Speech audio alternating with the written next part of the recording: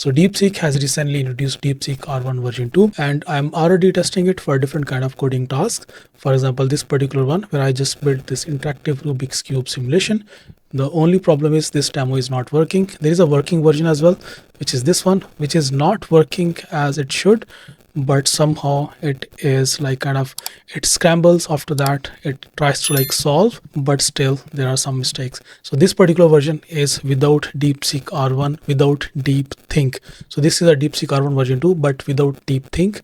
This particular one is DeepSeek R1 with deep think. Then I just created this basic 3D runner game. It's a shame that I have to like call it a game, because being a game developer myself, I just cannot call it a game, but these are the things that I do for YouTube. But anyways, so yeah, this is just like a very basic horrible 3D game. But anyways, the prompt was very simple: just create a 3D running game.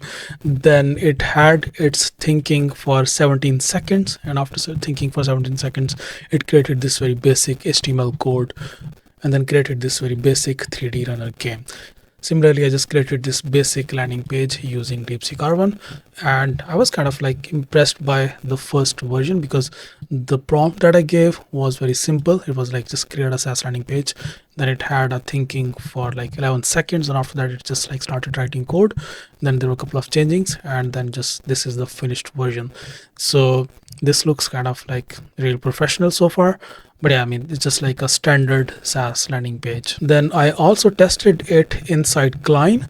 So I'm actually using Deepseek R1 version 2 inside Cline through API key from Openrouter. If you don't know about that, so you can just like go to Openrouter. Openrouter is a platform where you can actually get all of these different like models. You can access all of these different models through API key. So this is Deepseek R1. This model costs 0.50 per million input tokens and 2.18 per million output tokens. There is a free version as well.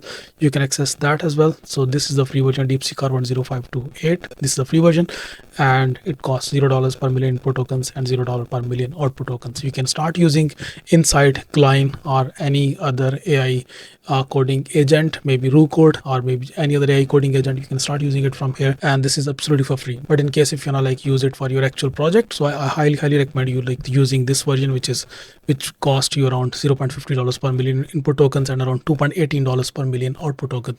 By the way, Deepseek R1, this particular version is around 2.5 times more costly than DeepSeek version 3, which is again a good enough model, which was launched I think in March.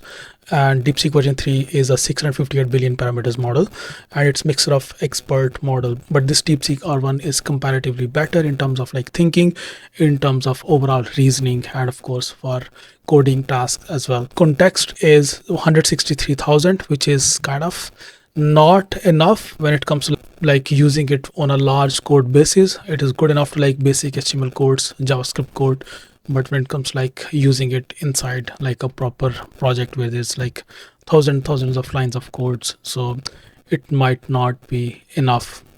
Anyways, this is 671 billion parameters model with 37 billion active in and interference pass. It's a fully open source model, and it actually competes with a lot of other these famous models, something like OpenAI O3, Gemini 2.5 Pro, and Qwen 3 235B, and Deepseek R1 of course. So this is a benchmark comparison if I compare it with all of these different famous models. So in this graph, this is Deepseek R1, this light blue one, and then this one is Deepseek R1 version 2. So this is the old Deepseek R1, this is our Deepseek R1 version 2. Then you can see Deepseek R1 version 2 beats almost all of these different models in all of these different benchmarks, including this live code bench and humanities last exam.